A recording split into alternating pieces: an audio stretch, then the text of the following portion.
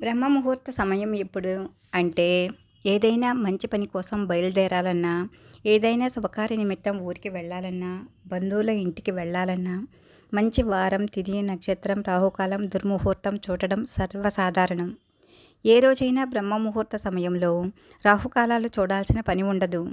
బ్రహ్మ ముహూర్తానికి సమయం ఎప్పుడంటే సూర్యుని సారథి పేరు అనూరుడు. ఇతడు కశ్యప బ్రహ్మకు వింతాదేవికి జన్మించినవాడు. అనూరుడు అంటే కళ్ళు లేనివాడు అని అర్థం. కశ్యప బ్రహ్మకు కద్రువ, వినత అని ఇద్దరు భార్యలు. కద్రువ, వినతలు సంతానం కోసం కశ్యపుని ఎంతగానో ఆరాధించి సేవలు చేశారు. కద్రువ తనకు 1000 మంది సంతానం కావాలని కోరుకుంది. వినత తనకు 2 కొడుకులు చాలని, అయితే వారిద్దరూ మహాకీర్తిమంతులు, బలవంతులుగా ఉండాలని కోరుకుంది. కశ్యపుడు వారిద్దరికీ వారి వారి వరాలను అనుగ్రహించాడు.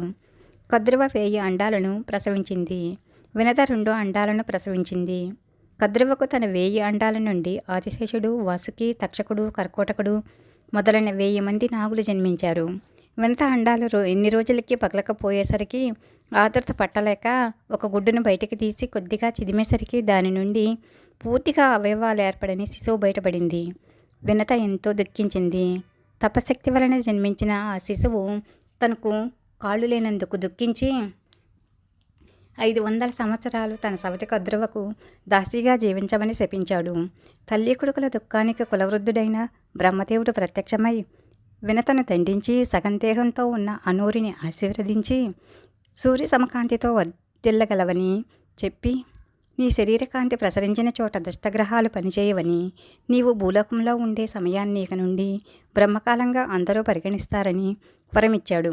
అనూరుణ్ణి సూర్యుని సప్తాశ్వర రథానికి సారథిగా నియమించాడు బ్రహ్మదేవుడు.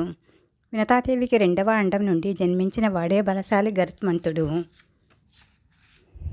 సూర్యోదయం కాకముందే అనూరుని చిరువెలుగు వస్తుంది. అదే బ్రహ్మకాలం, బ్రహ్మ ముహూర్త కాలం అంటారు.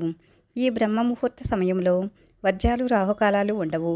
చెడు నక్షత్రాలు పనిచేయవు. ప్రతిరోజు ఈ సమయం శుభకాలమే ఉంటుంది.